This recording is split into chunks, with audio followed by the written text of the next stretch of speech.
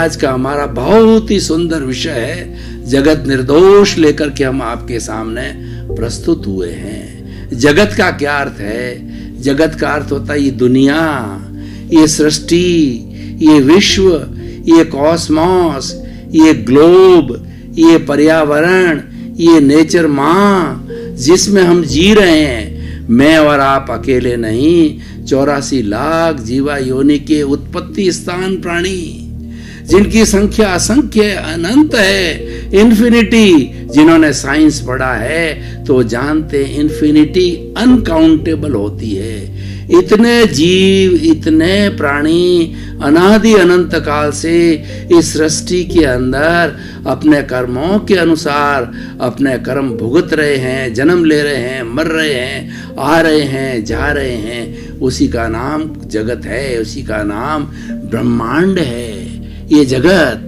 और दूसरा शब्द है निर्दोष। दोष का मतलब होता है जिसके अंदर अवगुण हो, जिसमें गलतियां हो, जिसमें मिस्टेक हो, जिसमें पाप प्रवृत्ति हो, वह दोषी कहलाता है। निर्दोष का अर्थ होता है इनोसेंट, उसके अंदर कोई दोष नहीं, उसमें कोई मिस्टेक नहीं, वो बिल्कुल पवित्र है। वो गंगा की तरह पवित्र है, वो हिमालय की तरह पवित्र है।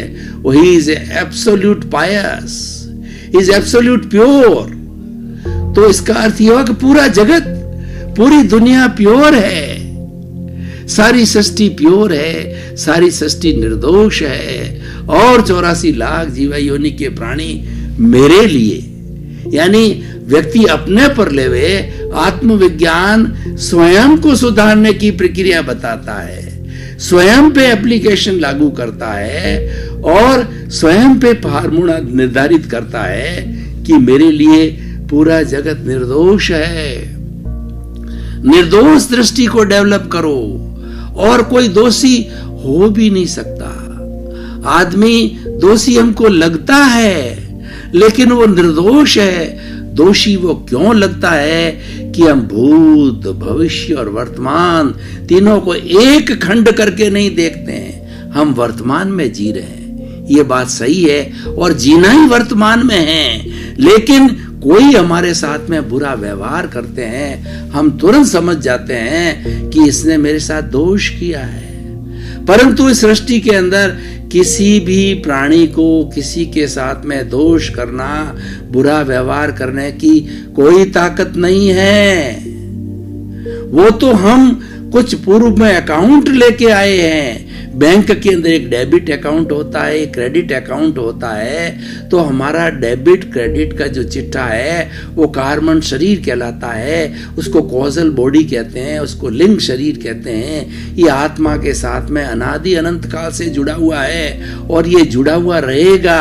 वो ऐसे जुड़ा हुआ है कि फेविकॉल की तरह है। हम सनमाइका चिपकाते हैं, उसकी लकड़ी के नीचे पहले फेविकॉल लगाते हैं, उसके ऊपर फिर सनमाइका को अच्छी तरह से दबा के प्रेस किया जाता है तो सनमाइका बरसों बरसों तक उसी स्थिति में रहती है। इतना फेविकॉल जोड़ने का पावरफुल होता है। तो ऐसा ही फेविकॉल से जुड़ा हुआ ये कार्बन शरीर है, वो जो कि राग द्वेष का पुतला है, जो कषाय का पिंड है और जो अशुद्धि है, जो कर्म रज है, वो हमारी आत्मा के साथ जुड़ा हुआ है। उसको अलग करने के लिए ही हमने आत्मविज्ञान कार्यक्रम चलाया है।